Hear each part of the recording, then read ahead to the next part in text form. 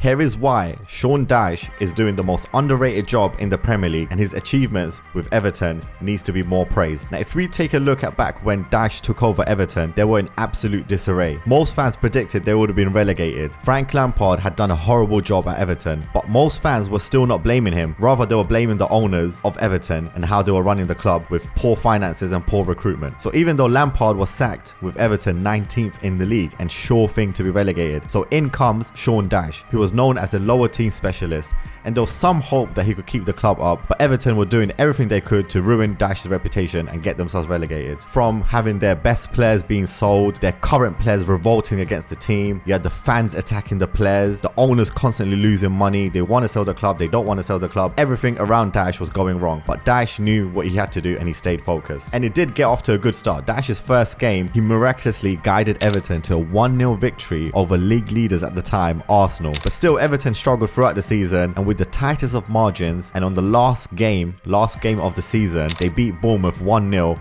to stay up in the league in 17th place. So the current season began with Sean Dyche giving nothing in the summer to recruit players because of Everton's poor financial situation. Dyche was expected to do a good job with the players he already had. He was given no money in the summer, and the season got off to a terrible start with Everton losing their first 3 matches and they sat in the relegation zone. But still, Sean Dyche believed in his style of play. He had implemented the fundamentals of defending, working hard off the ball and taking the chances when they came. They finally got their first victory in game week 6 with a 3-1 victory over Brentford, and slowly they were getting results. But then Everton were given a 10-point deduction by the Premier League for financial mishandling, and it looked like the end for Everton. The fans were devastated. Everyone thought Everton are definitely going to get relegated now, but Dyche knew he had to keep pushing for results, and since being given the 10-point deduction, Sean Dyche has guided Everton to 3 victories in a row, and they've kept a clean sheet in all 3 of those matches, starting with a 1-0 victory away to Nottingham Forest, then came a brilliant dismantling of Newcastle in a 3-0 victory, and finally a